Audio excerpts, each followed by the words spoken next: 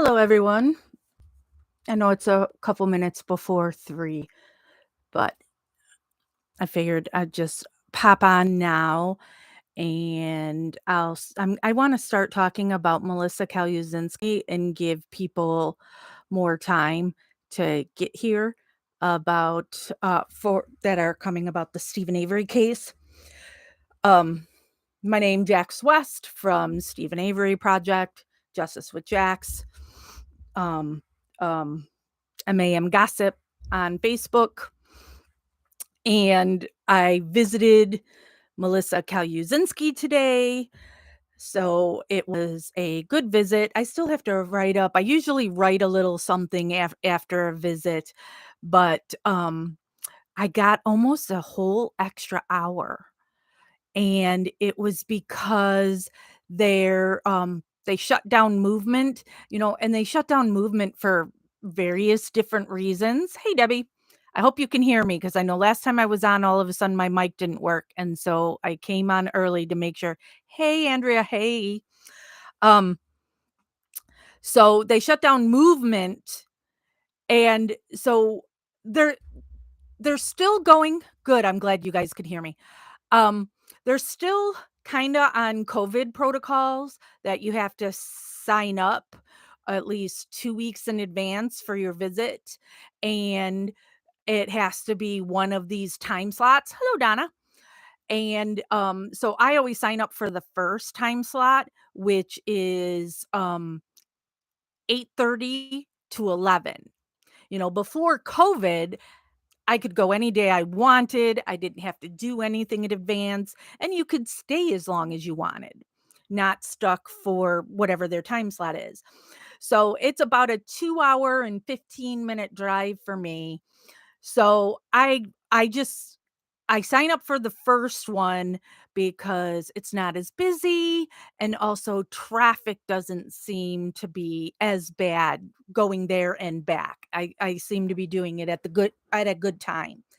Um and then I like to go on Mondays because I think maybe traffic will be even less on a Monday because people take Mondays off of work or whatever. So, for mine and Melissa's visit today, there was nobody else there. It was just Melissa and I in the visitors room. So that's nice, but then I'm pissed off once again on the vending machines.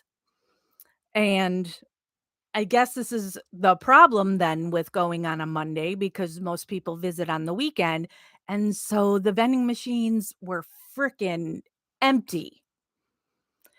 And then, when I made this, the only thing I truly look into when I make my visitations, well, other than, my work schedule, but Melissa's parents are the only other people that visit her.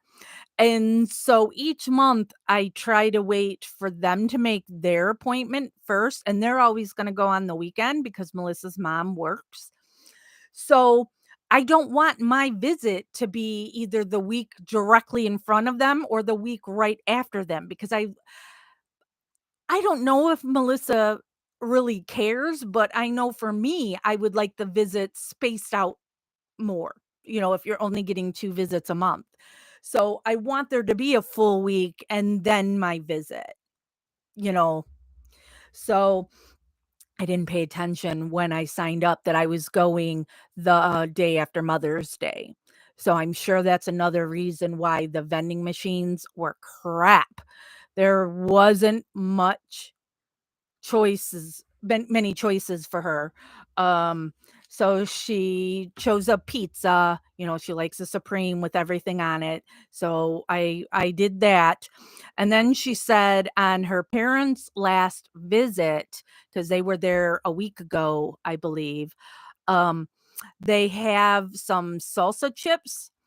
And then in another vending machine, there's salsa with hot sauce, and so she wants the spice. And so she said her parents were like, "Really? You're eating that?" But she really liked it. So we got that for her again this time. And I had gotten her the Harvest chips that was salsa, and she's like and so I had got that and the salsa with the hot sauce, and then she's like, "Oh, yeah, the ones I had last time were these, other ones, these, like, spicy chips." And so then I looked over at the vending machine and I saw another one with spicy, and I'm like, "Do you want those too?" And she's like, "Can I really?" I'm like, "Of course you can." You know, Melissa really is, like, one of the sweetest people I've ever met, and it's like, anything you want that I can get you, I'm gonna get you, you know? So 2 and it's the little lunch size chip bag, it's not a full bag of chips, you know? So, there you go. I will get you the second bag of chips. And, so she was so happy to have her spicy chips. And then, so I'm the only one in there, the only visit for my time slot. And then when 11 o'clock hits, they start bringing in these other people who are coming to visit, which it's it's happy and sad because these visits also were clearly for Mother's Day, and I'm sure it's the same in a male prison, but because I'm female and a mom, to see these little kids come in, 5 years old, and running up to hug their mom who's in prison, oh my god, it's heartbreaking to see that. There was also a little boy who had to have been about 2, maybe 3, um, and I haven't seen that in years, because most of the visits I've been on with Melissa since COVID, I'm typically the only other person there, since I'm on that early thing. So, but then it's also, it's sad but yet happy because it's like, "Oh, I'm so happy these women are being able to visit, get their kids." And there was one lady who I haven't seen in years, but, I don't know if she gets a visit from her husband every Monday, but she's always there on the Monday that I would go see Melissa before COVID. I haven't seen this woman since COVID. And she's an older woman. I don't know how old, gray hair. I don't know her or her story, but an older man, gray hair is the one that comes to visit her. So I assume it's her husband. And today it was I'm guessing one of her kids, so it was a man and wife, assuming husband, wife, and a little kid, and they were calling her Nana. So it's I just, so it's bittersweet, I guess would be the word for it that this visit has to be done in prison. But so the way these shifts are supposed to work is, a guard is walking these people in and then my visit's done, and so now the guard should be walking me back to the visitor's house. But nobody called me, and so Melissa and I just we're like, "What's going on here? They're not telling me I have to go." And it's like, "Okay, well, I'm not gonna say anything, I'm just following the rules, and they haven't called me." So, I ended up being in there an extra 45 minutes longer than my shift was supposed to be, and then the guard had come over at one point and said to us that, she was doing one more thing, and then after that, it would be my time to go, and it's like, "Okay, thank you." And, so then that guard came and took Melissa away, which isn't the typical thing that happens when I visit. Usually, I leave the building while Melissa is still sitting at the table, but she took her away, and so, while they were gone well, and that's something Melissa pointed out too, because when the guard was over at her desk and said to us that the visit would be over soon or whatever, she went, "Melissa." Well, and Melissa's like, "See, she called me Melissa."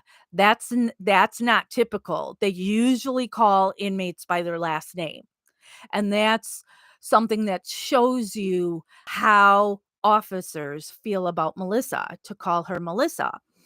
And so now when she took Melissa out the side door, I then stood up by the guards area, and so there was another officer sitting there who was eating his lunch, and I have to wait now until another guard comes or that guard comes back to walk me back through the complex to take me back to the visitors thing.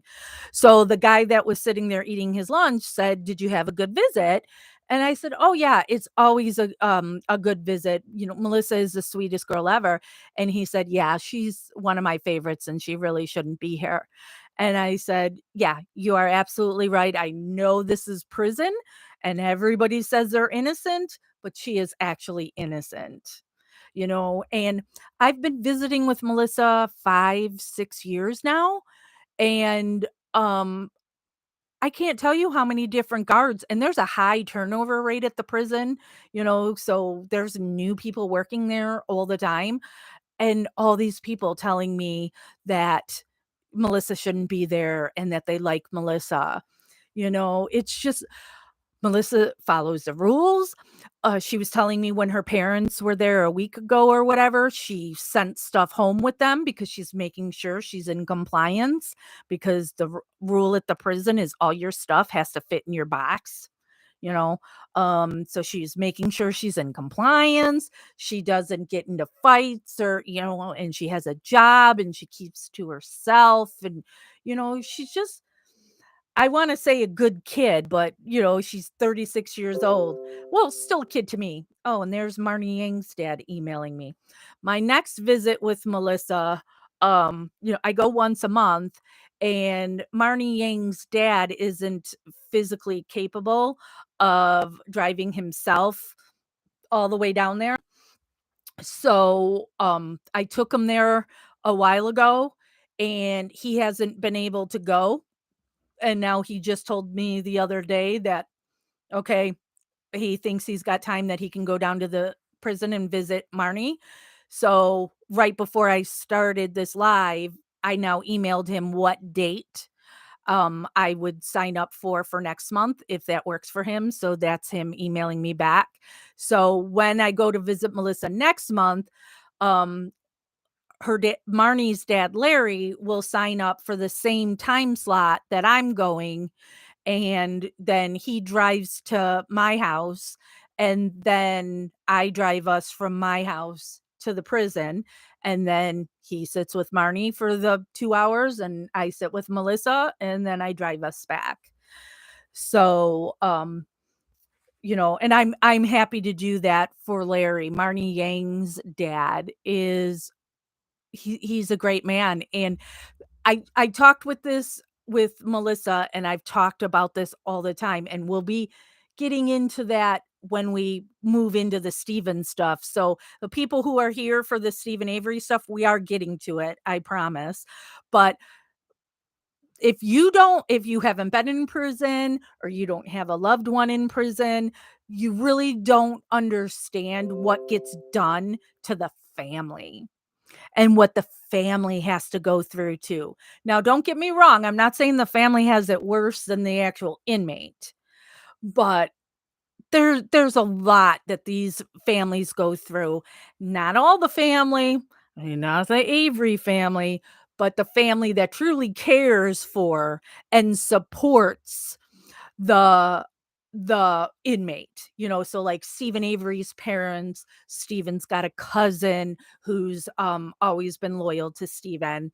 And then Stephen's got some people that I may not personally like, but they are people who do regularly visit Stephen, and that's what matters the most is what makes the inmate happy. So if these people don't like me or I don't like them, it doesn't matter. All that matters is that they're bringing some comfort to Stephen. So,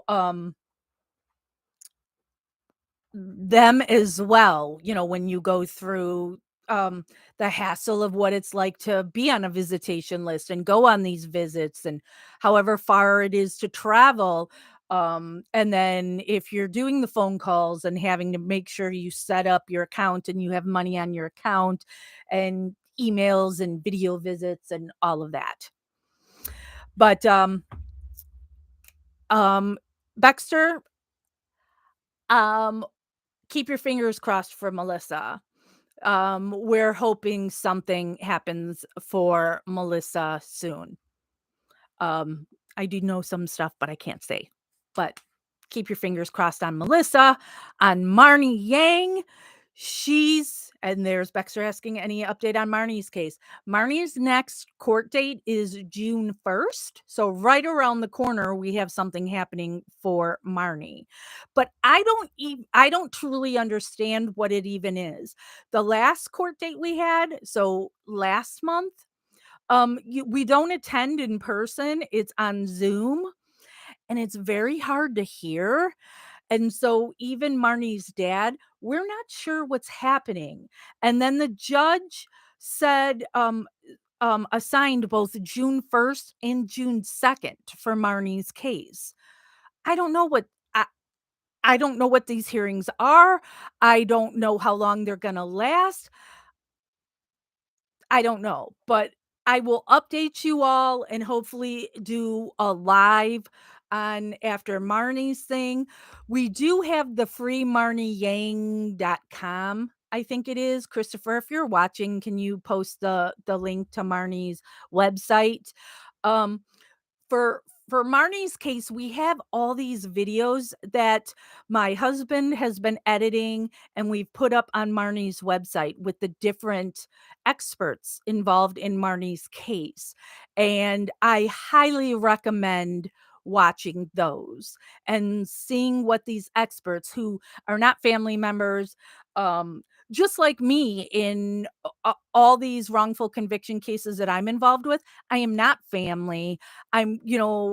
There's nothing in it for me, just like with these experts, whether or not there's somebody who, like a lawyer is paid to be a part of it. But um, there's a lot of people there, when, especially when it's science and whatnot, they're not going to lie or anything on a case. Just because you pay me to look something up, I'm going to tell you what the science or the evidence shows. So, we've got tons of different videos on there, and there's one more still to come, or well, two more actually. Um, there's one that Marnie's dad Larry did that we still need to edit, and then there's one by Perry Myers. He's supposed to be filming his. Um, I think you would call Perry the lead investigator, private investigator on Marnie's case. So if you go to freemarnieyang.com, I believe it's .com and not .org. I never remember which is which.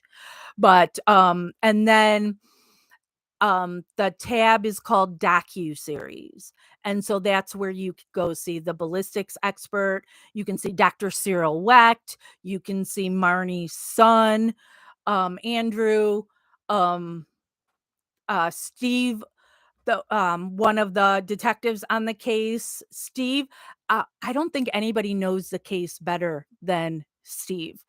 So I Steve's a really good one to watch. So what we're going live for today, and sorry, I'm hardly live anymore. I'm actually working 4 jobs. I have 4 paying jobs right now. Go me. So my schedule is kind of weird.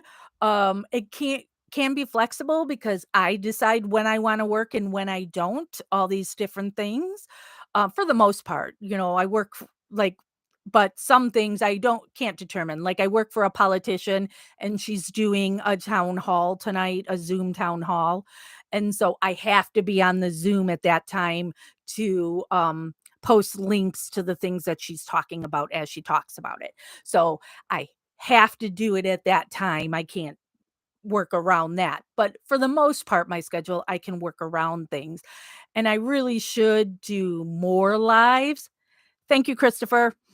Um, so I should do more lives, but it's hard. I'm working crazy, and my one main job, my hours should be changing and maybe become more set. So but I haven't done a live in a while, and these videos that Steven put out. Well, actually, it's Steven talks to that guy, whatever his name is, from Australia, and he records the phone call. and then uploads it to YouTube. And the YouTube page even says it's Stephen Avery, which I get why it does that, but that also bothers me because at Stephen Avery Project, we get questions and things all the time of people thinking that Stephen is online. So with it saying Stephen Avery Project, they think they're gonna talk directly to Stephen, and you're not. They don't have access to the internet like that. And so for that YouTube page or channel or whatever you call it, saying Stephen Avery, I'm sure the same thing. People think this is Stephen Avery. And I know when I first got involved in the Stephen Avery and Brendan Dassey case, and originally I was more involved with the Brendan Dassey side of things. Um, I was just told it's a huge no-no to record a phone call from prison and that the inmate can be punished and they can lose their phone privileges and all this stuff. So, it really made me nervous when these things were going on, right after Making a Murderer came out, but it just seems like these things keep coming out more and more. So, who's the one that's gonna get in trouble? Steven, and it's Steven the one that's doing the phone call. So, and then it's clear if Steven is doing this phone call, and when he does it, it's not like he's talking to the Australia guy and the Australia guy is secretly recording it and then putting it out. Steven knows this is a thing for him to talk to his supporters. So it's something then obviously Steven wants out for his supporters to hear. So I'll support that because Steven may not like me, but I still believe in his innocence and want to support Steven however I can. So, what I'm going to do here is neither one of these videos are very long. A phone call with Steven or most inmates, can only be 20 minutes long. Now an inmate can, if they have access to the phone and there's not other people waiting and stuff, they can do the 20-minute call. The prison disconnects it at 20 minutes and they could call them right back. But so neither one of these videos are very long. Christopher, if you want to post a link to the first one, we have them posted on Stephen Avery Project. For those that don't know, is a Facebook page. And so both of these are posted on the Stephen Avery page. So this first one says Stephen's message to his supporters from the heart, and it's dated May 3rd, 2023. So I'm just going to play it. I'm not doing the screen sharing thing. Actually, I don't even know how to do the screen sharing thing. That's how technical I am. I've never looked into how to do that. But they just while Steven is talking, they just show different pictures or something of what he's talking about. But I'm going to play this video and hopefully y'all will hear it. I'll move my microphone next to my speaker here. And I don't think it's very long. Here, I'm clicking on the first one right now to bring it up. Um yeah, it's 8 minutes long. I just paused it. Um so we'll play it. I'll try to be quiet, but I might pause it if something is said and I wanna talk about it right this second. Um, and then let me know, after I move this microphone down by this speaker, if if you can't hear it. Here we go. Well, I should put the microphone down until Steven starts talking because of music.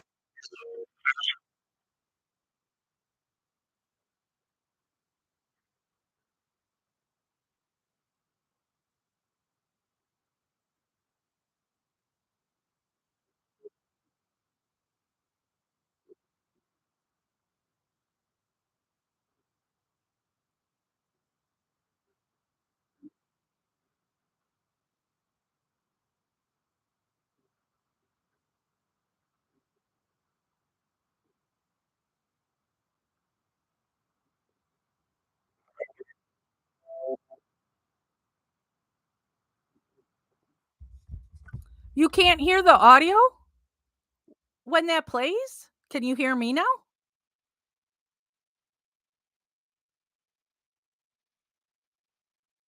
Can people hear me speaking? You hear me, but when I play it, you don't hear it. Why does it do that? Okay, my husband keeps messaging me too because he's watching it. You not hear then? You hear me when I'm talking? When I start playing the video again?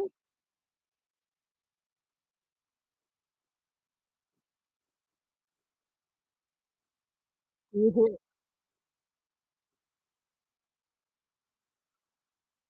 anybody hear anything going on now? Why does it do that? Somebody who's technical, tell me why that happens then. Why is it that you can hear me talking, but you can't hear Steven's video playing?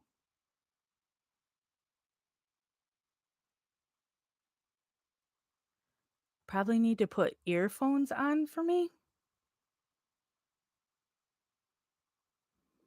I'm really confused. YouTube probably realizes you are rebroadcasting their media. So it wouldn't matter if, like, I tried to pull it up on my phone and play it from my phone, you still wouldn't hear it that way? Let me see. Technical difficulties. See, this is why I'm a sucky YouTuber. I don't share my screen and I can't get crap to work. All right, I'm on the Stephen Avery project on my phone. Tap to unmute. No, turn the volume all the way up. Hello, this is Stephen again. Can you hear that? For you, is what I said. All my supporters are all doing good. All the investigators are on my side and doing good. So now we'll start with this video then. I think my family set me up with all of this. Got rid of me. Now we're gonna talk about Bobby. Bobby's blazer. A 1985 Chevy Blazer he just had for 30 days when this happened. And then you got Scott. Scott over there the same day. And then you got Mike, calling Mike all the time, between Bobby and Mike. So, and then you got Chucky, then you got Earl. You know, they took everything from me. They crushed my vehicles, what I had there, when I was driving, and some what I was selling. They crushed them. And then they sold some. And then Earl took my motor home from up north and got rid of that, sold the motor out of it. You know, then Earl took my truck and used it and tried to blow it up. And then Chucky used it and he ran it out of gas. And now it sits in the garage, which I don't even know if I have it anymore. You know, they took all my stuff. I have to pause it for a second there. All right. So Steven's saying he doesn't even know if he has that anymore. And this is something that I actually told Steven once, and it was a secret that the family didn't want Steven to know. And this is back when I used to talk to Steven, and so I'm immediately telling Steven. So Steven had his F-150, 250, whatever truck that was. And when he got taken into custody, his brothers were supposed to take care of his truck. Steven loves this truck. This truck, there you go, my husband, F-250 Super Duty, his prized possession. So this truck meant everything to him. And so it was given to his brothers to take care of while he was in custody. And the brothers were supposed to, they own a freaking salvage yard. They know how to work on vehicles, right? So they're supposed to just make sure Steven's truck stays in working order. You got to run it occasionally, all that. But really what happened is his brother Earl trashed it. And so the truck was completely destroyed, and they were hiding that from Steven.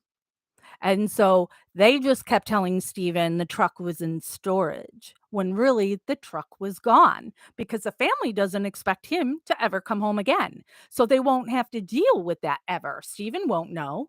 So I've told Steven that Earl's destroyed your truck. It's gone.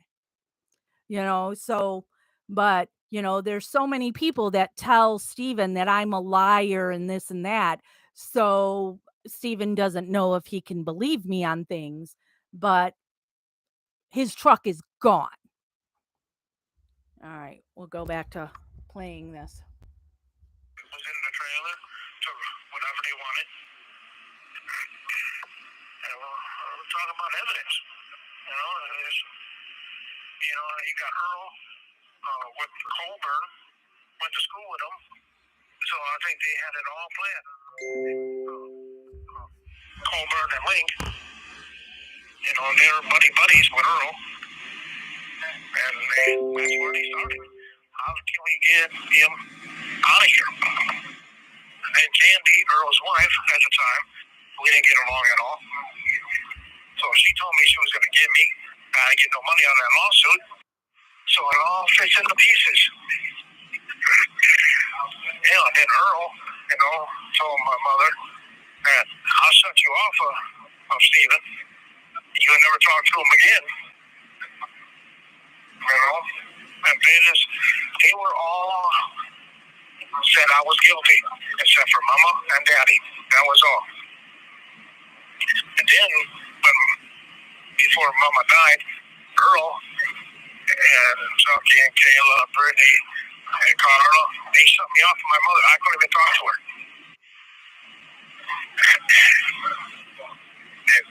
When she was at Hamilton's home, and they cut me right off. I couldn't call. I couldn't talk to her or nothing. Earl said, you'll never talk to her again. And that's what he did. He abused my mother. They all abused my mother. Now they're abusing my daddy. Let's pause on the abuse of Steven's mother. And this is something Christopher, and thank you, Christopher, that is posting the bunch of different links on here. Christopher is one of our longtime moderators from, he's with Justice with Jax, he's with Stephen Avery Project, and it's something he wanted me to mention for sure today in this video. That I've been with this case since Making a Murderer came out. Now, I know, like, Scott was a real big one that said to me, "Where were you when the case was happening?" I'm sorry I never heard of it. So I wasn't there to have people's backs back when the case happened in 2005. I only heard of it in 2015 when Making a Murderer came out. All right? And so that's when I got involved. And first, I became friends with the Avery family. Because I, like most people who watch Making a Murderer, you instantly feel bad for the family. And so I did everything I could to support that family.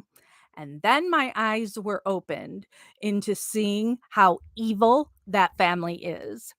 And so I was once upon a time the only Stephen Avery supporter who is actively saying bad things about the Avery family, which had made me a pariah.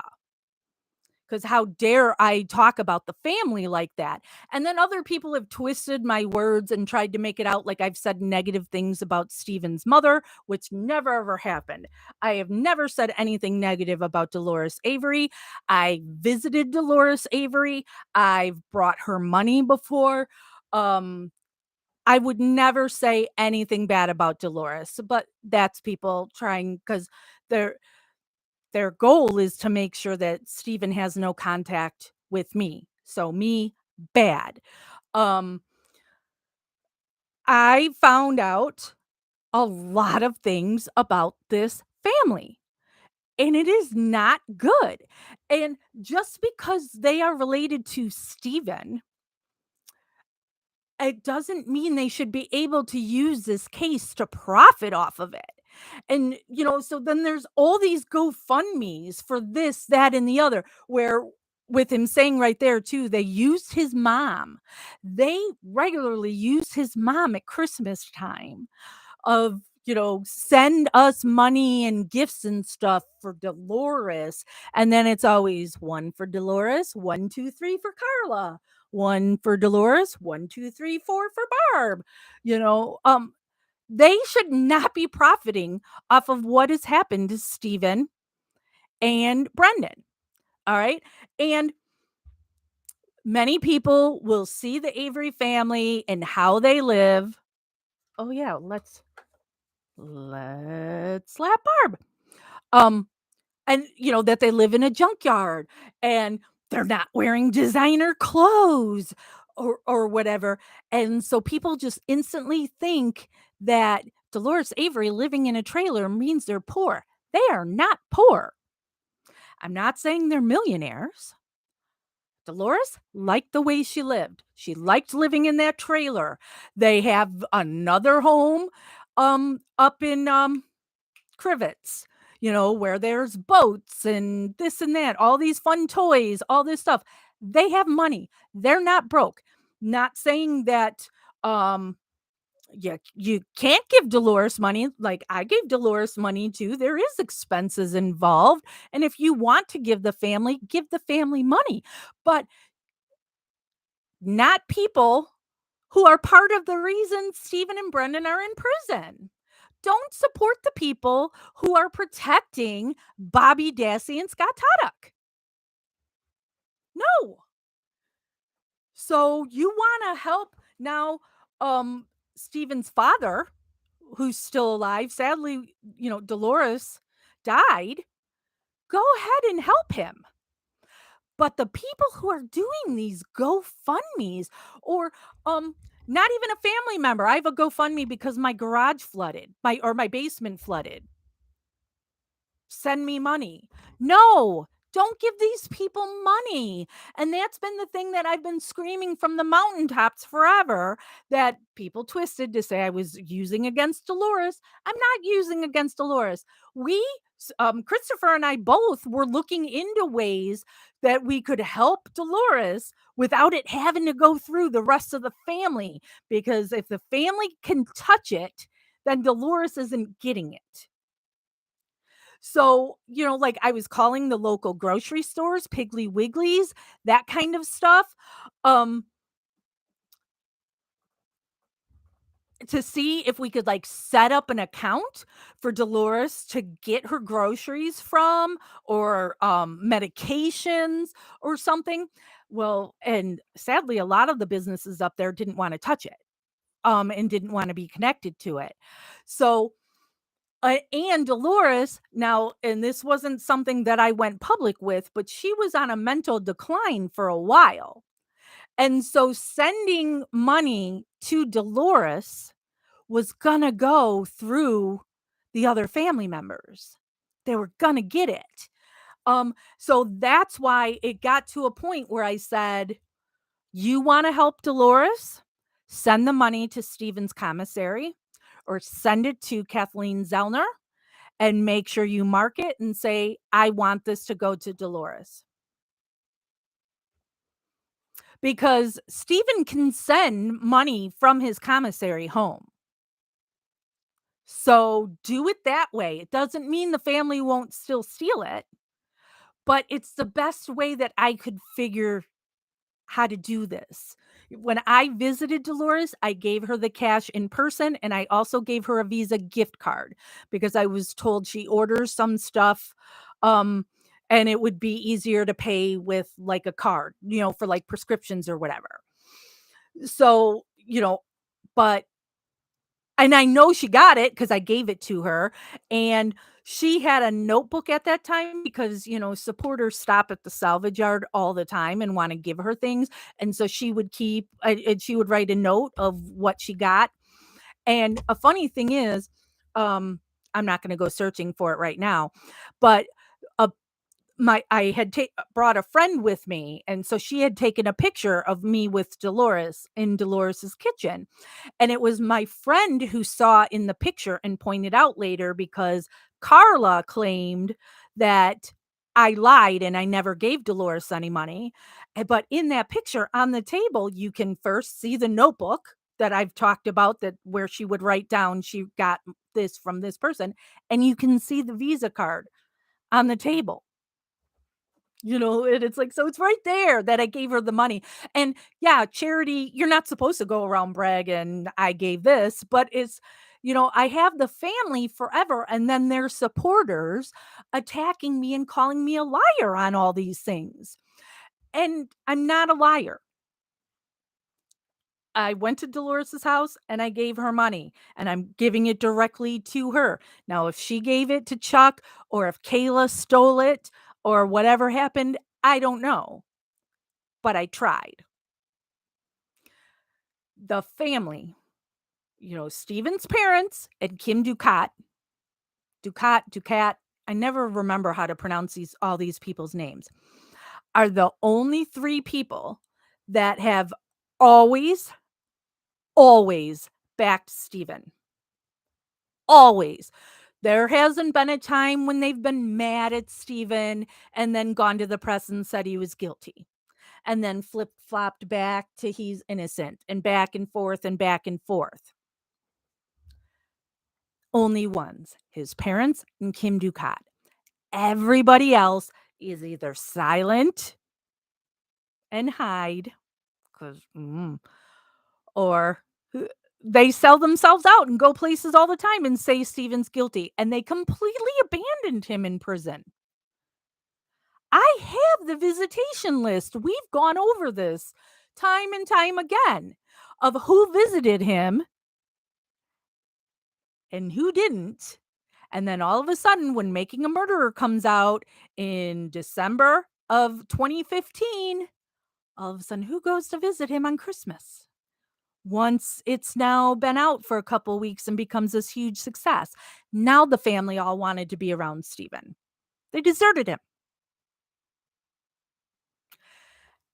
Dolores is on that mental decline, and they put her in a home. Understandable.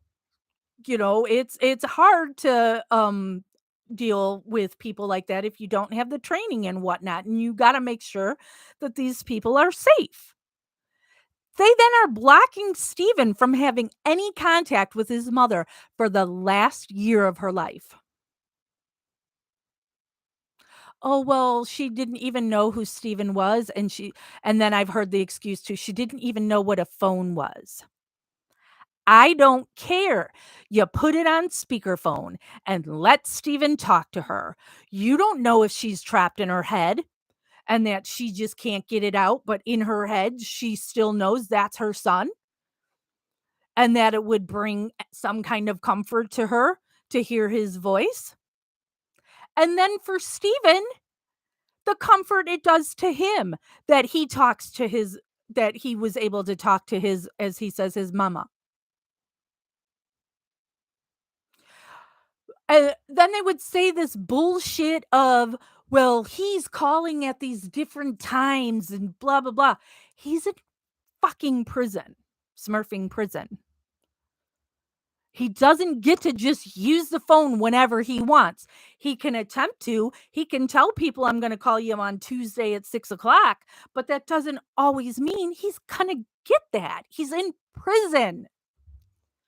So when Steven is able to call his mom, you put it on speakerphone and let him talk to her. Oh, it'll agitate her. Anything's going to agitate her if she's in that kind of state. Let her hear from her son. They threatened Steven. They filed suit against Steven to try and keep him away from Dolores when she was in a home. And then I'm the bad one for saying this family are a bunch of a-holes.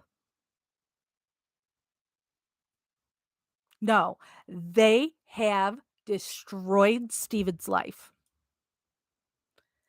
And the only thing he had was his mama. Because his dad, went occasionally. It was the mom who went more, and the mom who talked to Steven daily. You took that away from him. A man who has been in prison almost his entire adult life. They first took him when he was 22. Then he was out for 2 years before they took him again. This man has only been able to live 4 years as a free man, free adult man. It's sickening. Let me go back to playing this. They are. They threatened my dad. He took it off. He said, "You're going to put this on my name." And that's what he had to do. I got nothing. They took it off from me, Chuck and Earl. So that's the only reason they didn't want me involved. Chucky didn't want me involved in the business at all. He tried to get rid of me all the time. And then all of this happened. I was supposed to tell him everything. Chucky would call me through. "You got the flatbed?" "Yeah, I got the flatbed." "Well, tell me next time." Or with Jody, when I went to the auction, me and Earl went to the auction. He down by the trailer. So they trying to take everything from me. Let me pause there. All right, let's talk about the salvage yard. I'm moving this thing away from the microphone and letting the microphone be free. Al has not owned the salvage yard in a long, long time. He sold it to his sons forever ago. Chuck and Earl don't really care about the salvage yard. It's Steven who's really passionate about it. Chuck knows what he's doing at a salvage yard. Earl, I don't know what Earl knows besides, well, okay, I'm not even going to go there. So, but Chuck and Earl did not want the salvage yard to be chopped up 3 ways. I don't know why Barb was never considered. Barb has always been the odd sibling out. She's the only girl. You would think there'd be some kind of favoritism with the only girl, but it has seemed to me in what I've known of the family that Barb really has never had attention from either one of her parents. And I can't speak to why. And it's not because it's something I know and I'm not going to release. I just don't know why. But Barb just was not going to get a piece of the salvage yard. But Barb did get, and all of them have property up in Crivets that Al paid for.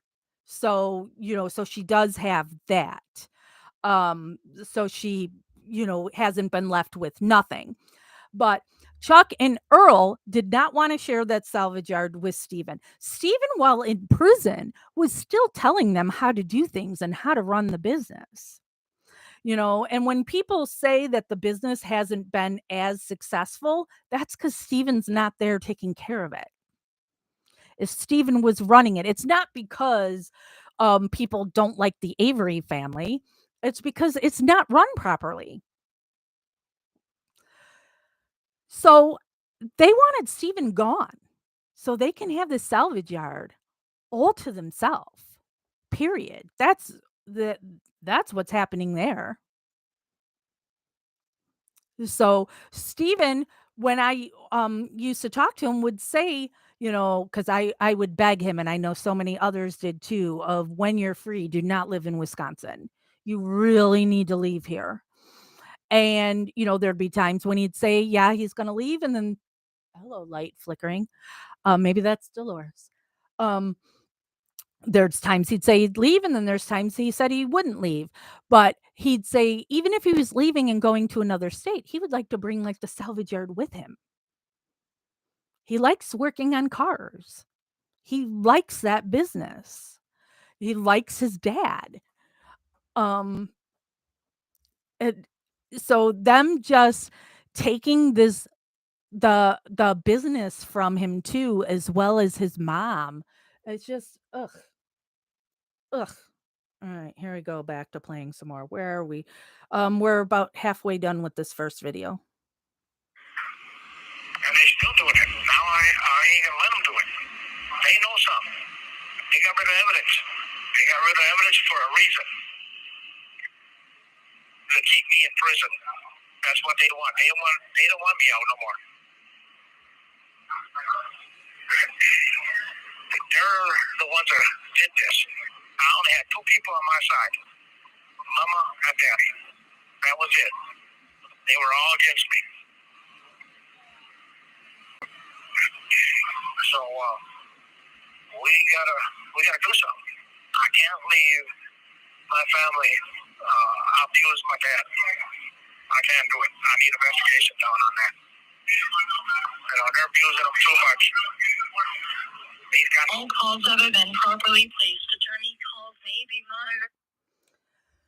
I don't know the medical condition of Steven's dad, but I know, as I always say, there gets older every day. It gets worse every day. And knowing how they took advantage of Dolores, they absolutely have to be doing that to Al as well. And so when Dolores died, Steven called me a couple days after that. Somebody had reached out to me at Stephen Avery Project, and they asked me to post this. Was it a letter? I believe it was a letter, not a video. I don't remember for sure. And I don't trust people who say now they're one of Steven's confidants or whatever. So the answer always is Steven has my number. He knows how to get a hold of me. Steven knows I've told him a million times, if he wants something on Stephen Avery Project, you tell me and I will put it there. I may own Stephen Avery Project, but it is a page for Steven. So if he wants it up there, I will put it there. So Steven did call me,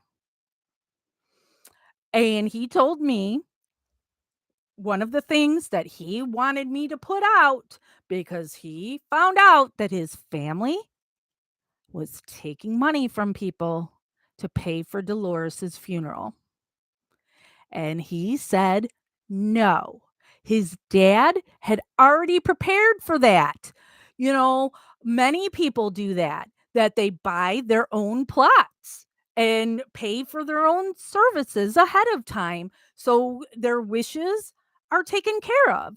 And so that's what Stephen wanted me to put out to the public of, don't give them money for Dolores's funeral.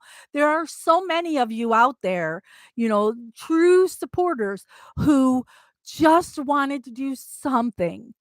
And I get that you wanted to help the family in paying for the service. But again, I tell you, the Avery family is not poor. And Al already took care of that and paid for his wife's services. For everything was already taken care of. Nobody needed money. And so Stephen didn't want that. He didn't want people just giving more money to Chuck and Earl and Carla and Barb.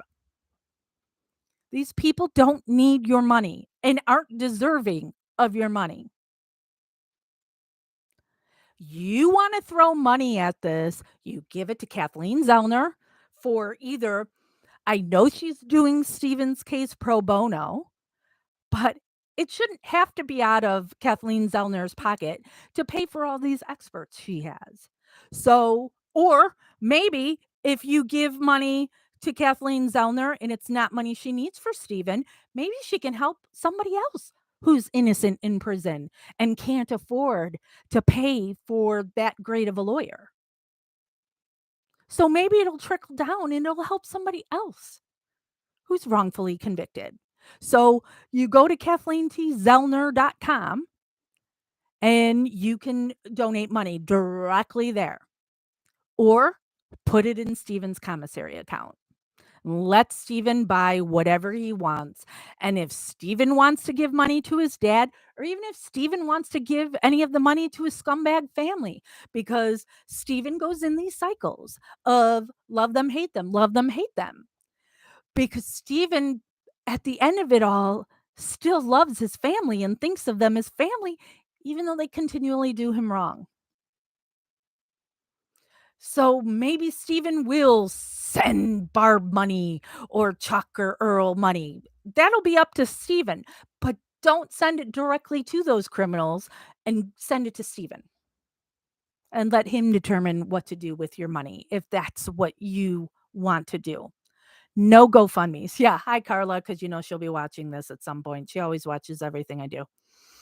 Um, But I, for years, have been made into this bad person for telling you, don't give the Avery family any money. So, but now Stephen is saying he's got a right to believe they're abusing his father now because they abused Dolores. You know, so Carla would do those Christmas things of send Dolores gifts. And of course, she would say Dolores got some things because she has to. If nobody saw, as you guys were talking about receipts, if nobody saw Dolores ever get anything, you know, the money train would have come to an end far quicker. So it would be, oh, look, we bought this uh, bars to put next to the toilet for Dolores. And my thought had been at that time, and well, not just a thought, because I said it out loud, why the fuck didn't you get that stuff for her already? You have money. It's something she needs. This isn't like, let's get Dolores a fur coat. It's she's older and it's hard for her to get on and off the toilet and on and off a chair. It's hard for her to shower. All these things. Why did and how much does that stuff even really cost? Hardly anything. If you truly love and care for this woman and are taking care of this woman, she would have had bars by her toilet to help her get on and off. Kayla, because Kayla's another one, she's sometimes on the good side and sometimes on the bad side. Kayla had told me that Dolores had never had air conditioning and that Carla would, and here's my husband talking about the air conditioner. Right? See? Think alike. Um, and so Kayla told me that she had never had an air conditioner and that she was trying to save money to buy her grandma an air conditioner. My husband's got several sitting in storage. Ooh, my sexy girlfriend is saying hi to my husband. Are they going to fight now? Okay, sorry. Um, so my husband's got several air conditioners. So I told Kayla, I'm like, we have air conditioners. Because since she's in a trailer, it would just be a window unit thing. And I'm like, my husband and I will come up there and Jeff will put it in for her. You know, Jeff has met Dolores because he's gone to Manitowoc with me, and met the family and everything. And Jeff has done a lot for that family. Um, some things that people don't even know about, that Jeff was looking out for that family, and then later get accused of things. And that they attacked his print shop on what's the rating site. What is that called? Jeff, what did they target? I can't remember what it's called now. Yelp. There you go. Um, but I said to Kayla, I'm like, all right, you just tell me when would be a good time and we'll come up there and do it. And then the very next week, Chuck and Earl put in an air conditioner for Dolores, who had never had one her entire lifetime there. So it wasn't until Jeff and I are going to go put an air conditioner in for Dolores. We weren't collecting money from anybody. We weren't doing a GoFundMe. We weren't doing any of that. We were going to give her an air conditioner that we don't use that's sitting in the barn. and bring it to her house and put it in for her. Why didn't she have an air conditioner? They didn't care about her. Don't tell me you were taking care of Dolores. So what is now being done to Al? I don't know. And so Steven has every right now to be freaking out on what are they doing to his dad. Let's go back to the phone call. Recorded. Had somebody go over there, and he didn't even have no food in the house. And Chucky is, Chucky itching at dad, with his new documentary. And Chucky trying to blame my lawyer for all of that. My lawyer ain't got nothing to do with it. There's a garbage documentary. Nobody should watch that. It's garbage, straight up garbage. There's all a bunch of lies. All right, so they're talking about convicting a murderer that I'm sure the bad Avery family are going to jump on board about, because anything that's going to talk bad about Steven, especially since Steven's now talking about out against the family, yeah, they're going to be all in on. I don't know what all is going to be in that documentary. I can't remember what it's going to air on, and I understand people will be curious and want to see it. All I'm going to ask is don't spend money on it. We have to find a way that you don't spend money. And if I'm able to get it in some way, Daily Wire. Thank you, Crockett. Oh, and does Sandy Greenman look after Alan? It does seem like Sandy does. And Sandy has done me dirty multiple times, but I call things like I see it, and right is right and wrong is wrong, and hey, Mary, Mary. But it does seem to me that Sandy does take care of Al and takes him on visits. And when I have seen pictures of Sandy and Al seems to have a big smile on his face. And again, then that's what matters. If she is putting a little bit of light in that man's world, and Steven's too, I'm all for it. But back to that bullshit documentary with that stupid idiot host. I want it to be an epic failure. I don't want people to spend money on it. So there's got to be a way that we would be able to get it. And I don't know if I'm going to get in trouble now for saying this. I don't know what the legal stuff is of where we can pirate it or whatever. Or like, you remember the time? I don't know if it's in here, in the videos on here, or if it's in MAM Gossip or Stephen Avery Project, where I read Sweaty Sweat Sweat Kratz's book to you all, so you didn't have to buy it and give that idiot money. So let's try and do something like that. Or like I will just write up a summary of something of what's in there.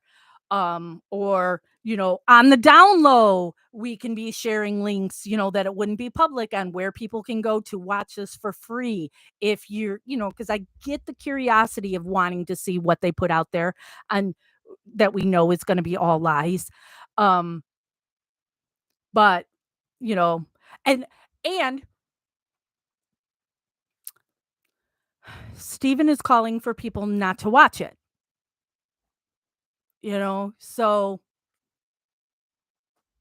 we'll see what happens. If it even comes out, for sure. I know now, okay, yeah, Daily Wire is supposed to be putting it out, but we've heard before it was going to come out, because it's been a couple of years and the thing has never come out. So let's hope it still never comes out. We got to get this. My family, Barbara knows something. Scott knows something. Bobby knows something. Mike knows something. Officer. We need to get this stuff out. My brothers are sick. My nieces are sick. They want what they want. my nieces, stealing my mom's stuff out of the house. I don't get nothing.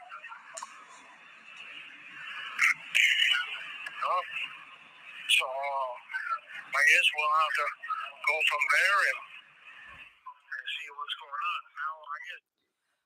Yeah. Do you think anybody in cleaning out Dolores's trailer put anything aside for Steven? And I'm not talking about like jewelry or whatever. First of all, I don't think Dolores is somebody who cared about jewelry and had a bunch of jewelry. But I know for me personally, and I was just talking when my son took me out to dinner for Mother's Day. And so I was talking about his grandma on his dad's side, um, that when she died, what did I want from her? You guys might laugh at this, is the one thing I took was a square dancing skirt because she was a square dancer and square dancing was a big deal to her. So I wanted a square dancing skirt. And then I took her answering machine because it had her voice for her outgoing message. And her outgoing message was really funny too because I mean, I know I have a lisp and I talk weird too, but it was just funny. So to hear my mother-in-law going, "Hello, you have called the West." And it was so, cuz she was trying to be so precise and saying West. It sounded so weird, and we used to tease her about it all the time. So I wanted to keep those things. And now since then, me and my son's dad divorced and everything, and those things were in the attic of our garage, and now I don't have them. But I just wanted something for sentimental reasons. Is there did anybody put anything aside for Steven for when, cuz one day he's going home. When that's going to be, I don't know. But has anybody put anything aside for Steven of his mom? I bet you they haven't. And they cleared everything out that they could of any kind of value because they greedy. Let's go back. Chucky just bought Rolly's trailer underneath the table for $5,000. Yeah, he worries about himself. He wants to own everything. So it was dirty.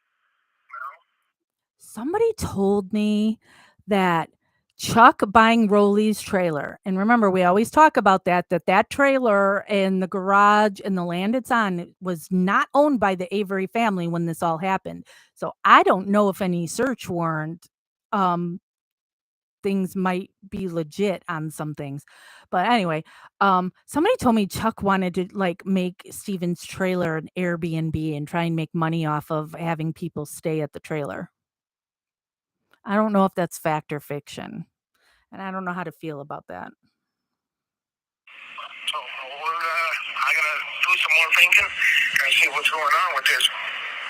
Because this judge should be let me out already. Give me a new trial. There's no reason why. The evidence is there on Bobby. He should have been arrested. Why ain't the state arrested him? And everybody else, Chucky, Earl, Barbara, Scott, Bobby, Mike, for destroying evidence. They're accomplished. That carries a lot of time. They all can pull out with 50, 100 years. So we gotta stop. We gotta get going because I'm getting sick of Fox Lake. Fox Lake is getting worse and worse. I gotta get out. I miss my daddy. I gotta take care of him. I got mama watching me, so I guess I got that. That's all I got to say right now. I love you. Bye.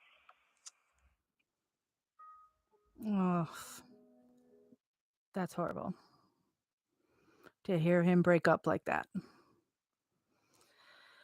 All right, here's the second one. How long is this one? This one's 9 minutes and 42 seconds. Hello, this is Steven again. This is for the second part of the video. Okay, one thing is, I hope my supporters are doing good. The investigators are doing great. And I think it's going good. The truth is going to come. It's going to come. 1, 2, 3. Okay, that blue trailer, white blue trailer, when I had parked on the side of the road, I used it for storage. I was using the big living room and the kitchen just for my stuff, put in there.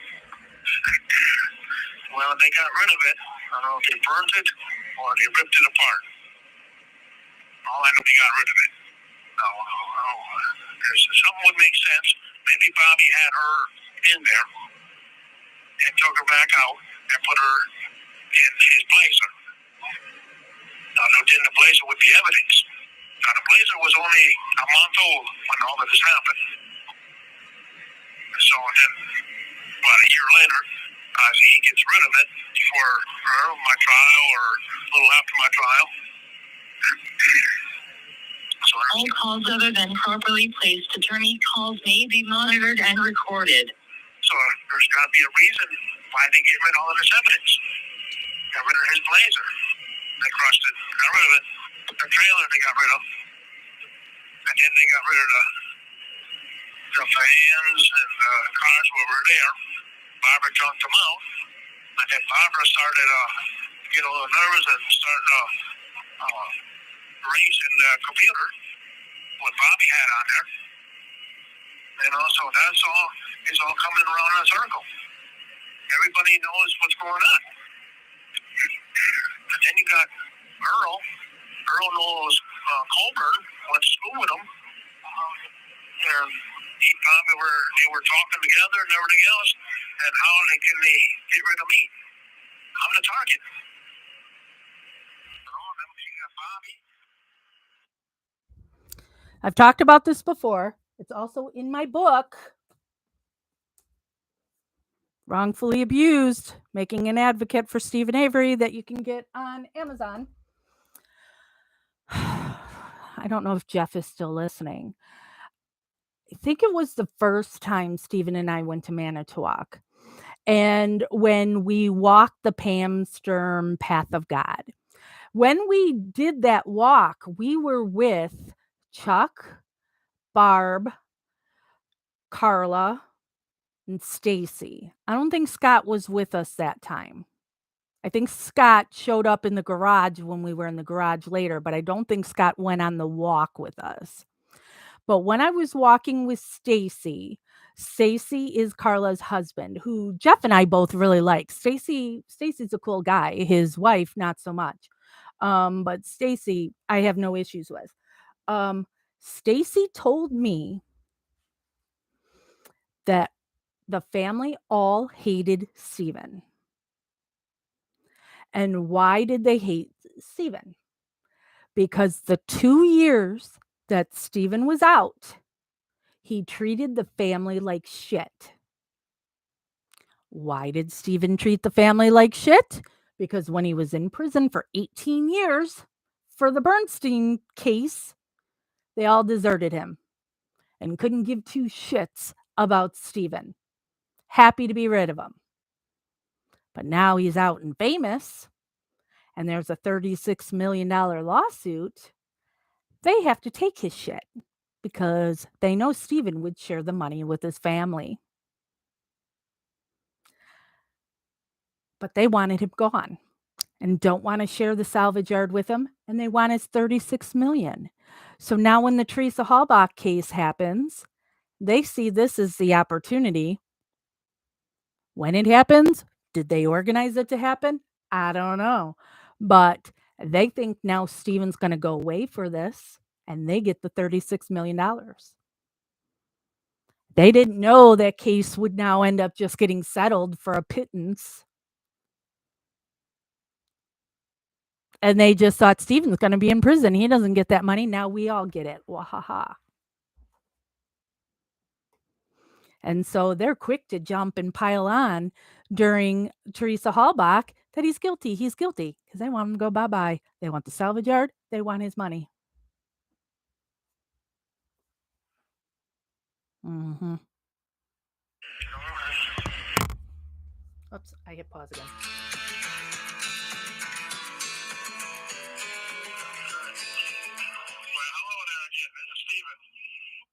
How they run this place is crazy. Hey, what did I do? Hold on. Now I have to go back into it because it went to a different date.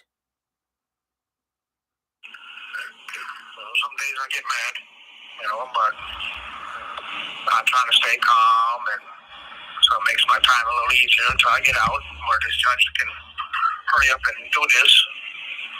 Then I can relax, have me a bucket of chicken, and maybe a couple pork chops. So I'll have two things. Otherwise, I watch almost every day. I watch a deer in the front of the building here, on the other side of the fence. A couple of them, anywhere from 6 to 20 of them that I see a day. They always almost at the same time, between 4 and 5:30, right when it gets dusk. So I'm just thinking about venison, eat it, have a steak, hamburger. So otherwise, mostly at nighttime I watch TV and a lot of cooking shows.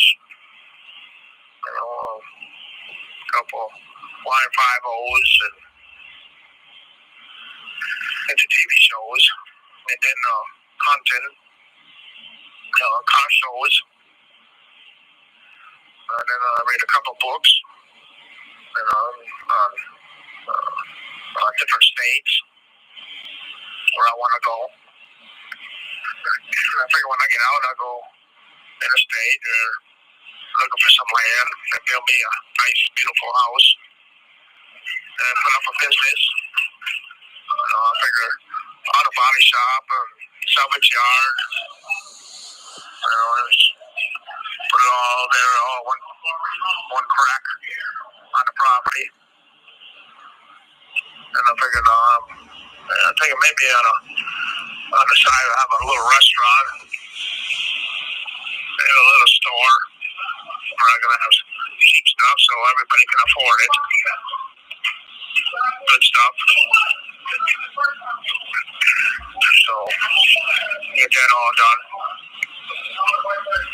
And once I get that money, I can put all that up.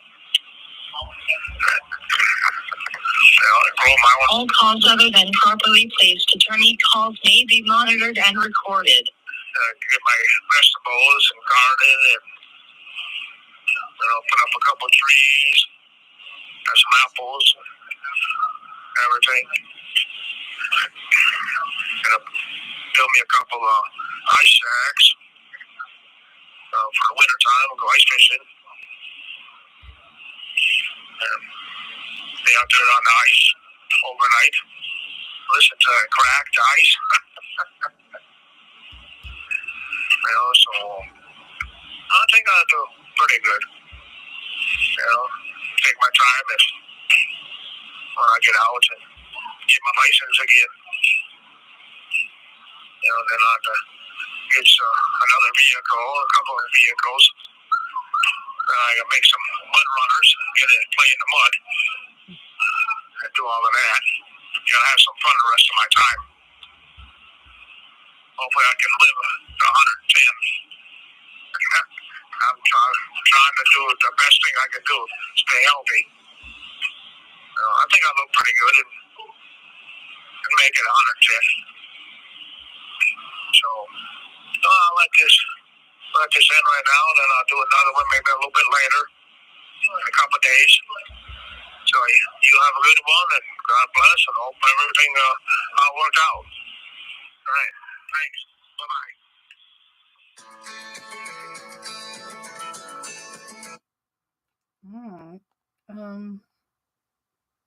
Let me see.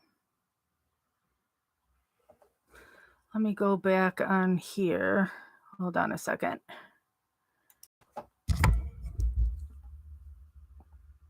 I want to get the link to that one that I just played to post in here too for those of you who wanna watch. So.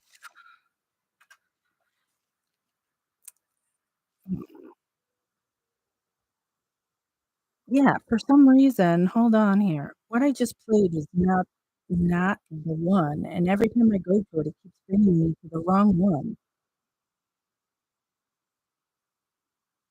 I don't know why. Hold on. Hold, please. It's bringing me to a different date.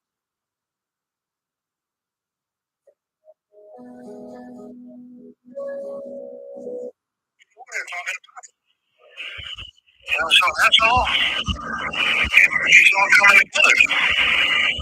They got Carla sticking up for everybody and doing this and doing that. And she's all lying. She lied about everything. She said, "Oh, the place wasn't crushed." It was crushed. It's in the books. You can't get out of it. You always say, "No, it's all hard." No, we don't have it. Give it to his friend. There's so many stories that all lying. You can't keep once a month. You can't cover up and keep on covering up the line.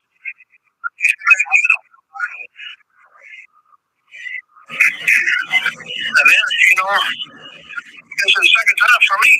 I got lots of first people for years. They took everything from me then. When I got out, then, there's one sledgehammer that I bought. I had that.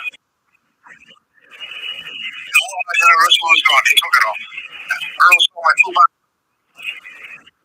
And then now this time, they took everything. Earl took it, and then Chucky took it. So I'm losing money. Mommy, what's your business? They knew I was coming in with all that money. They knew I was going to run. But they think, well, let's get rid of them before we lose everything. Every time. When I wanted something, they always took it. As soon as I got out, and I got locked up. Earl took my plow, my radio plow. I used it once. I didn't even have a house for it. They took it. No, they took the stuff. So, and then, I got Earl telling me, don't worry, you'll never talk to your mother again. Told me that on the phone when I was in the county jail. That's abuse. Treated her bad. They all treated her bad. And then they all taking everything. I got nothing. She looked from my mom now.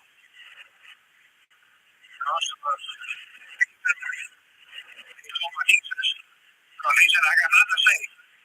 You don't want nothing around here. You don't want nothing around here. You don't tell me when I get to with my mother or my grandma. I thought you would talk to her at the funeral home. I mean, at the nursing home in Tours. Her Payla says, you were talking to your mother again. And I went to the home.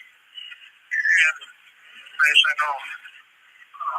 Even to home to Payla, I said, don't talk here no more.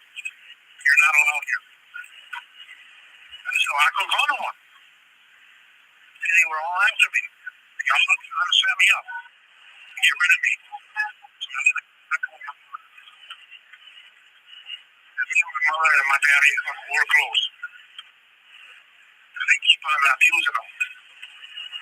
My mother would never be dead. I wasn't locked up. They didn't do nothing. They took 2 tractors, $150,000 tractors for snow. Instead of taking care of her mother. They did nothing. And the only thing on me that was lying to me.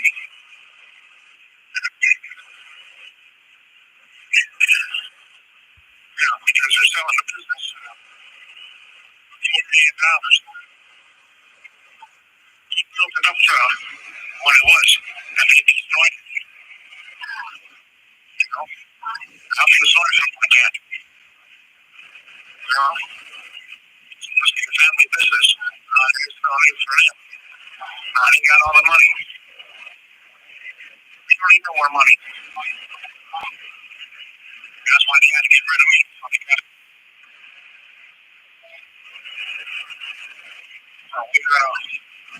put it together.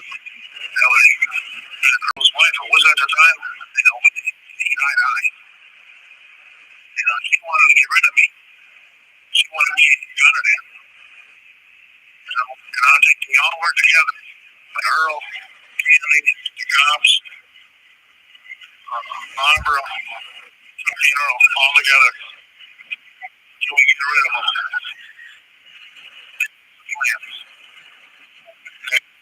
Use the cops for the lake. Because they didn't want to. And I left off north. That's when they come in. So I was away. The only one was there was Earl. Earl and Frank Candy came over. And that should be something done. They should be all locked up. They should be going to jail.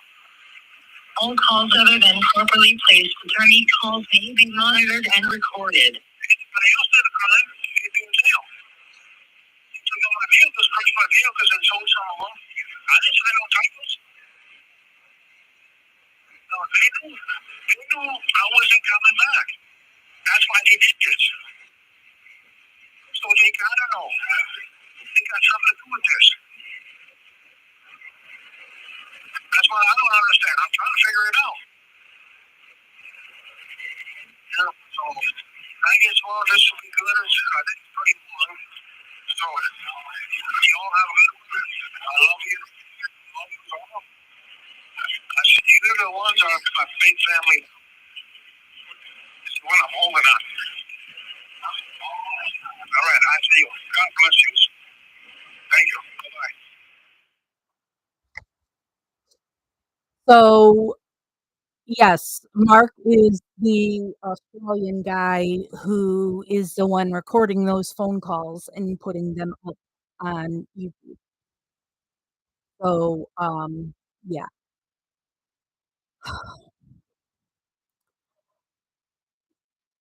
This family continually protects everybody but Stephen and Brendan.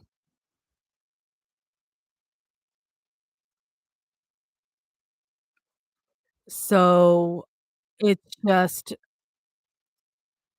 and and then they use Stephen and Brendan for fame, friends, and money. Because these were people that didn't have anybody, didn't have friends. Nobody liked them, and then they became like superstars. Sydney, I don't know if this is going to hurt Steven's case. Sharing the videos, and I have no idea. I mean, I'm sure Kathleen knows about it. Um, and I think if Kathleen didn't want them out, I would hope then they wouldn't be there. Because the one time Kathleen asked me to take something down, I took it down immediately. Because and that wasn't on Steven's case, it was on Melissa's case. Um, but as soon as I mean, and I put something up, and then, like, within a half hour, I got an email from her asking me to take it down. Um, and so it was like, "Yep, bam, gone." And it was something on my personal page, not even on one of the public pages, so whatever. Um, I do not wanna hurt the case in any way, shape, or form. And so after this video that I'm doing goes out, if Kathleen were to reach out to me and say, "Hey, we don't want this out there," I would take it down. But I think, Cindy, that things might be different now. To switch to another case in the Marnie Yang case, the thing that my husband and I have been doing is putting together these videos and stuff that on Marnie's case, and it's like I was so torn on the whole thing too, going, well, is this like giving the whole defense case before it even goes, and you're just letting um um giving the state um everything they need to know to counter what your case will be, but it's like, but the lawyer's asking me to do it. So if the lawyer's asking me, and Marnie doesn't have Kathleen Zellner, she's got Jed Stone. Um, so if the lawyer's asking me to do it, I guess it's okay. So maybe things are just different now. Um, so I'm gonna think that the Australian dude, if these because like I said, originally I was told by Brendan's attorneys, Laura Nyrider was very specific on you cannot record Brendan's phone conversations and post it onto YouTube because somebody was doing that at that time. So that's what I've gone off of all these other years, but I, guess it's different now. So, and those videos came out early May. So they're still up.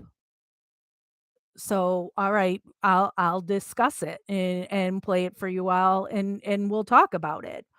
Um so um and honestly, I am a little partial to anything that's going to talk crap about the Avery family cuz I've been saying it for years and nobody will listen to me.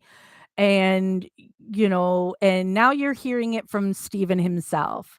So like when I would tell people in lives that I talked to Steven, or when I would visit Steven and Steven said this, that, or the other, maybe people aren't going to believe it coming from me because they're being told I'm a bad person, but now you're hearing it directly from Steven. So bottom line, nobody give any money to that family. And does anybody know if they're planning their dumb um um rally this summer? Because especially now, after all the stuff that Steven's putting out, I would like to think somebody who's a true supporter, and this upsets the family so much when I talk about this and other people when I say there is a difference between a supporter and a fan. Supporter wants what is best for Steven and for Brendan, the people who are actually in prison. A fan is somebody who wants to meet the Avery family and have their picture taken with them and blah blah blah. Um so I would hope, if you think of yourself as a supporter, if they do have a rally this year, you don't go, because the family is not doing anything with the family is not how you support Steven and Brendan. Brendan obviously is different than Steven because Brendan believes in his mom. Thank you, Shimpy. Um, Brendan loves his mom. And so, Brendan would tell people, yes, go to this rally. Don't go to the rally if they do it. I don't follow any of the family's pages. I don't have any fake SAC accounts to go in and spy on them. I don't care.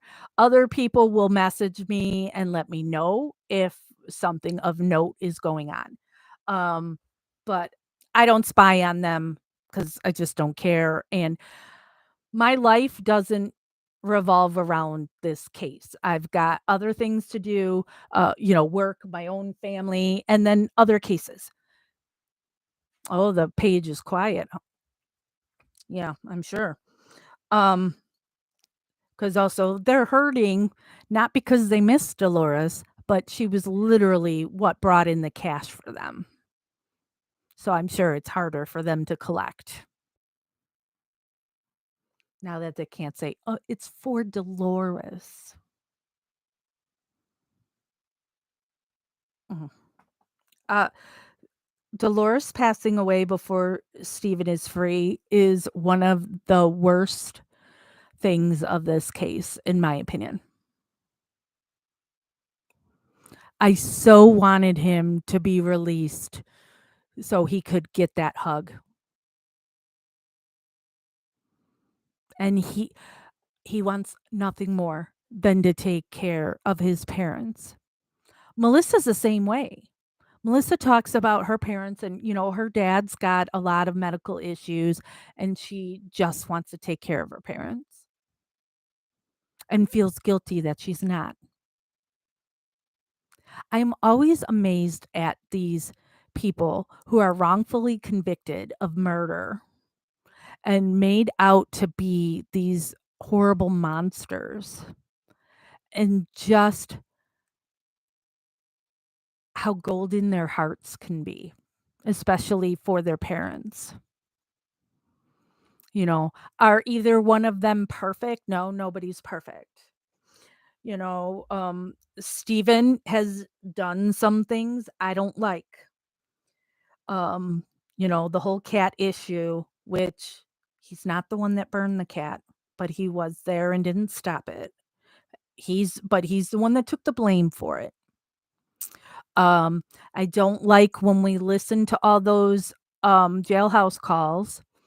There was a point in time that Stephen turned on his mother and said some mean things. I get it. He's hurting and you lash out where you shouldn't. But I didn't like it. Didn't like it. Um, but that never changed Dolores. Dolores didn't attack Stephen back, do anything against him. When I used to visit Stephen, um, he wasn't asking for a ton of food or anything or commissary stuff. Melissa's the same way. I said to Melissa today when she told me she sent a bunch of stuff home with her parents to make sure she's totally in compliance and everything can fit in her boxes. Oh my God, to talk about how great Melissa's heart is. Um, so I said, "Oh, so if you sent a bunch of things home, do you need any books?" That now she'd have more space for some new books. And she said, "No, she still has a few books that she hasn't read yet." And books that she has read, she ended up donating them to another wing in the prison that doesn't have library privileges, so those women would have something to read. So if you're somebody that has sent a book to Melissa, no, that's what she did with your book after she was done with it. Gave it to somebody, which this is the first I'm hearing of people not being able to have library privileges in prison. What up with that? They can't even read a freaking book. But that's what Melissa did. Donated her books to the wing that doesn't have um library privileges. And Stephen too. It wasn't, I need this, I need that, put money on my books. It'd be, no, I'm good. Not taking advantage of the situation at all. Not that I'm rich by any means, but if I can do it, I'm gonna, for these people that are in prison, but they don't take it. Melissa rarely asks me for anything. She asked me for a cross necklace because they are allowed in prison to wear a necklace that has their religious belief on it. There's all these kinds of rules of, like how long the cross can be, how much it can cost. It has to be cheap. So it's not like it's, this fancy cross or anything, but she really wanted a cross necklace. So I got that for her. She reaches out to me anytime she wants cards because she likes to send cards, thank you cards, Christmas cards, Easter cards, birthday cards, that kind of stuff. And she had tried to order them herself while in prison, and then there was some issue with it. So then she sent me the confirmation number or whatever for me then to call the company to get her money refunded. And now anytime she needs cards, she just tells me and I send her So then I just go and I pick out the cards myself and have them shipped to her. And now today she asked me, actually, she had told me about this book, um, Duped, that I've done a live on this book before because it does talk about Melissa's case and Brendan's case in here. I have both those sections marked in this book. Um, and read them on there. But so she asked me today if I did and ever read the book, and I said, "Yeah, I, read it." And she said, "My dad's dying to read it." And I'm like, "Do you want me to order it and send it to him?" And she's like, "Would you do that?" And I'm like, "Yeah, I'll totally do it." I'm like, "And Amazon makes it so easy that I just order it and pay for it and then put in her dad's address and it gets delivered right to her dad's house." Um, and she's like, "Oh, it'd be like an early Father's Day gift." So I'm gonna make, on Amazon where you can write a message, say something's a gift and write a message. I'm gonna put Happy Father's Day from Melissa. Um, and send him a copy of this book. Because Melissa's like, she doesn't she she's like been rereading this and stuff. And so she doesn't wanna give the book up yet and give it to her dad. So I'm like, I'll just send him his own copy. Um, but M Melissa, Steven, they care about their families and they care about their supporters. You heard Steven in that first video too, breaking up at the end when he, saying he loves you all. And um, so let's just hope this is the year. In Steven's case, people always ask, where's his case? And it's waiting to hear the judge. And there's no time limit. In Melissa's case, I don't even know where we're at. Melissa told me some things, so I'm hopeful. Um, but you never want to get your hopes up because we've heard things many times over the years that something's going to happen and it doesn't. At least in Marnie's case, we know we have hearing, dates that are set for June 1st and 2nd. What's going to happen on those days? I don't know. I'm not the legal expert. Yeah, right, Kat? And that's, Melissa and I talked about this today too, of just hating that it goes back to the judge that put them there to begin with. I You need somebody who isn't already involved and have an ego and go, "Ooh, I was bad. Let's overturn what I did." I hate this so, so much, you know? Um, and I talked to Melissa today too about, I'm like, when you're free, when she goes home, I am going to schedule an appointment for her to meet with state senators and representatives and congress people. Since I work in politics and I have all these contacts, Melissa has all these things she wants to do to help the inmates. That, just talking about the schooling that they're not given, um, that they're not given anything to help them when they get out, like counseling. She's like, I don't know how to, once she goes free, she doesn't know how to adjust to the world or anything. It'd be nice if there was some kind of counseling, to prepare her that also she doesn't have to pay for. Because where's that money going to come from? From Steven's case, he was out for 2 years and his lawsuit was just starting. So he didn't have any money right when he's out of there. So Steven wouldn't be able to go pay for therapy or some kind of counseling or whatever to help him adjust to being free.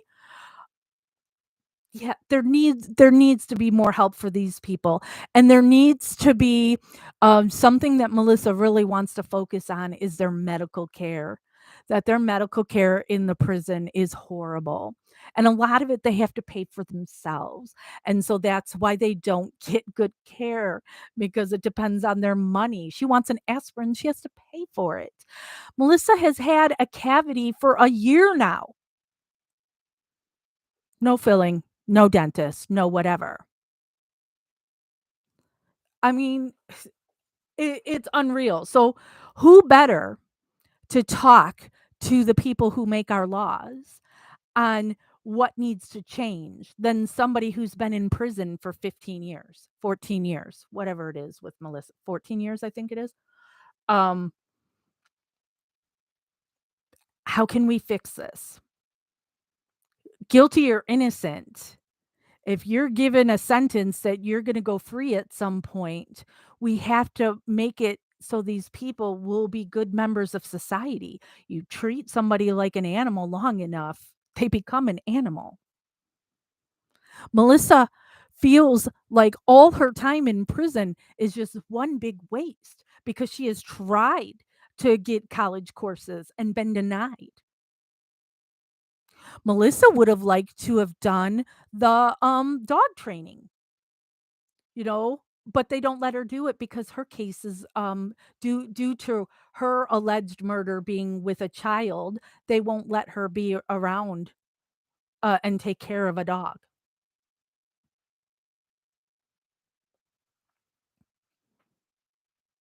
So, um, so that's on the agenda for when Melissa goes home. I'm gonna help her because she really wants to help inmates. Oh my God, she's telling me she's gonna take some of her money, you know, if she's able to get money from her wrongful conviction, her bunkie, you know, that she's been with forever. This woman, um, she's not from our country. She's from Mexico, and she was here visiting family, and she was here with and her husband committed a crime, and this woman went down for it. She didn't even speak English. And so now here she is basically kidnapped by our country because she was here visiting. She wasn't, you know, when people want to talk about illegal immigrants and all that crap, this isn't what it was. She wasn't somebody here illegally. She was here on a visit, and her husband committed the crime. Her husband got away. They got the wife. And so she's been in prison all these years. Her family's all in Mexico, so no visits. No family putting money on her books. Nothing. Melissa is who takes care of her. And so Melissa's like, when I'm free, I'm going to continue to help her. Oh, Melissa is just such a good person. I know this is a Stephen video, but Melissa.